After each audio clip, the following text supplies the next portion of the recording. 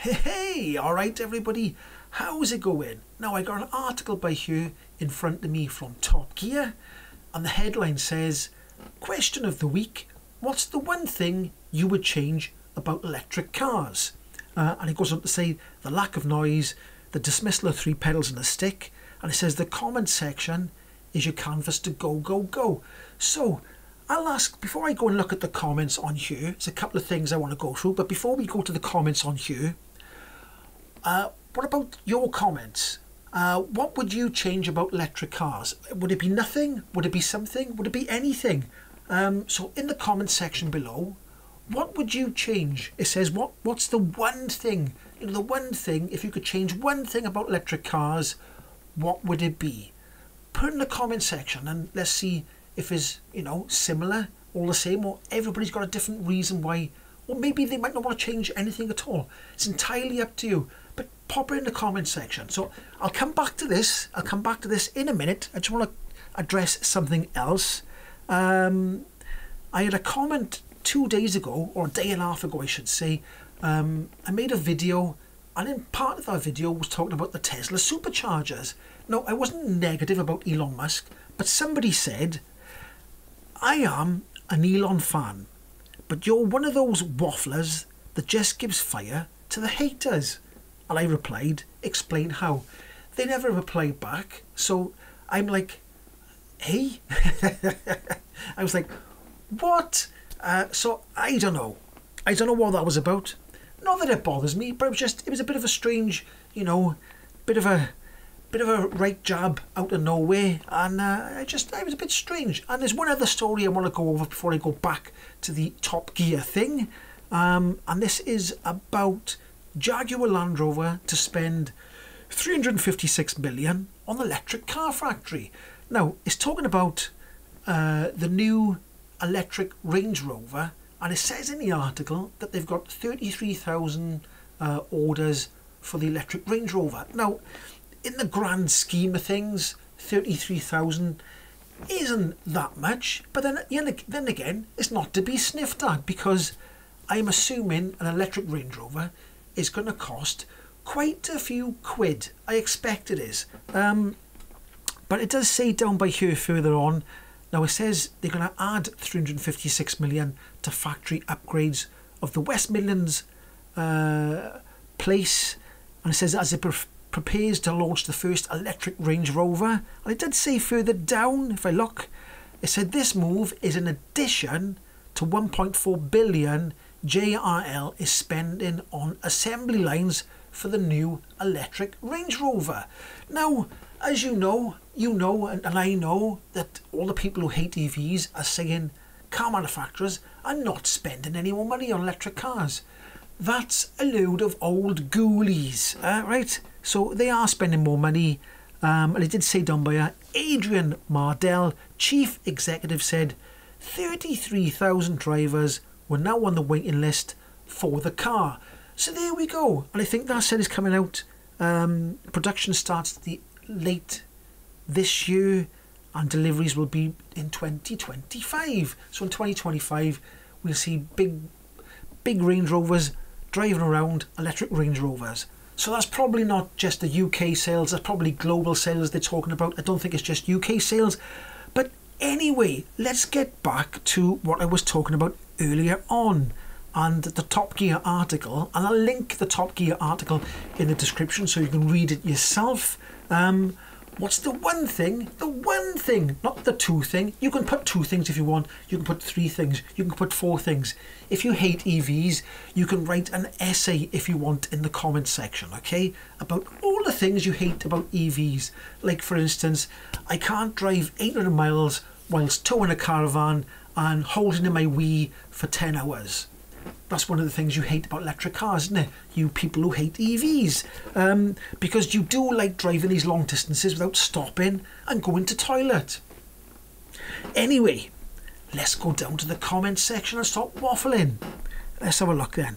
Let's see if I can get down to the comment section. Now, I have had a little peek before, and there's one person on here who spends most of his time answering other people in a negative way about EVs. as far as I could see. That's if I can find the comment section. Where's it gone? I got to click a little thing here, view comments. It's loading up. Now, this first person says, aside from the price, nothing. So he changed the price basically. And he said, okay, maybe if there were more i3 shaped cars instead of SUVs. Now, I did like the i3. I wish they'd sort of found a way of making that more profitable, so they kept going with it, because I did like the i3. Anyway, this person who keeps answering everybody, who's spending all his time answering people, called Fluffy Teeth, and it's a picture of a dog. And he said, why do you pander to Top Gear in its relentless promotion of this expensive, consumptive, because that's how he said, consumptive junk for contract slaves?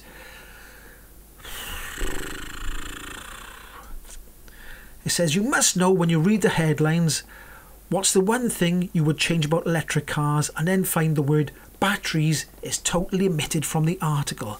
So is another person who probably drives around in a diesel and petrol car that has become a sort of, what's the word? I can't think of the word. An environmentalist. They've all of a sudden become an environmentalist.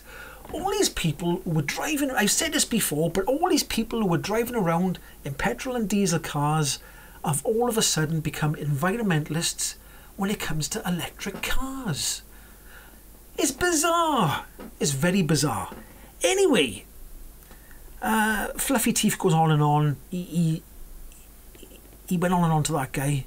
And then there's another person here, William John O. He said, I've been driving my BEV for 37,000 miles in 3 years. He said, range anxiety and charging speeds are somewhere between inconsequential and irrelevant.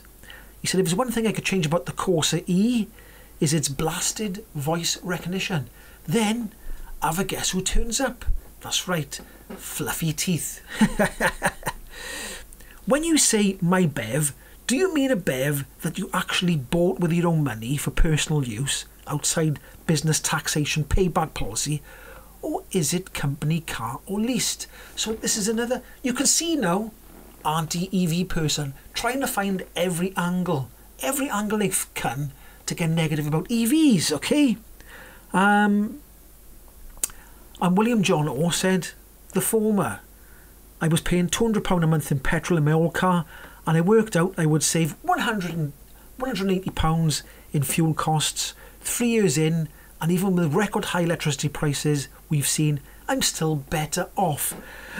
Ooh, now Fluffy Teeth didn't like that. Fluffy Teeth came back and said, I hope you'll excuse me for being suspicious, because it's not unusual for a brand new profile to appear to be championing the BEV, because you make crazy claims and then disappear 1 week later. So Fluffy Teeth is a seasoned, hardened anti-EV person, because if I click on his profile here, I think he's made 16,200 comments on Top Gear comments, and I bet most of them are anti-EV stuff.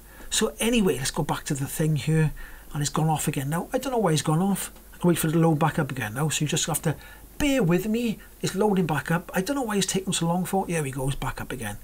So let's get back on the comments. So that's Fluffy Teeth. I said Fluffy Teeth then. Fluffy Teeth. He's just not liking it at all, is he? He's not liking it when people say anything positive about electric cars. What would I change? Rich says, what would I change? The power plant back to petrol. Have a guess who didn't comment on that? Fluffy Teeth. Let's have a look. MC, what do you say? Yes, blah blah blah. I think electric cars just don't have the personal touch petrol heads love. You can't really tweak them to make them your own. Plus, they seem to get outdated pretty fast, kind of like smartphones. Now, a few people have mentioned that about electric cars being outdated pretty soon, but it's the same with petrol and diesel cars. All the technology inside is much newer than the last one. It's funny how these people didn't mind technology moving on, you know, all the technology that goes on in petrol and diesel cars, but when it happens in electric cars, it's outdated. There you go. That's my thought on that. Fluffy teeth is back. The difference between BEVs and ICE cars is that an ICE car could do without all the electric junk and weigh a lot less. That is not true, Fluffy teeth. It's not true that you can get rid of a lot of stuff in an electric car. You can. Honestly, you can get rid of all the gizmos and gadgets in an electric car.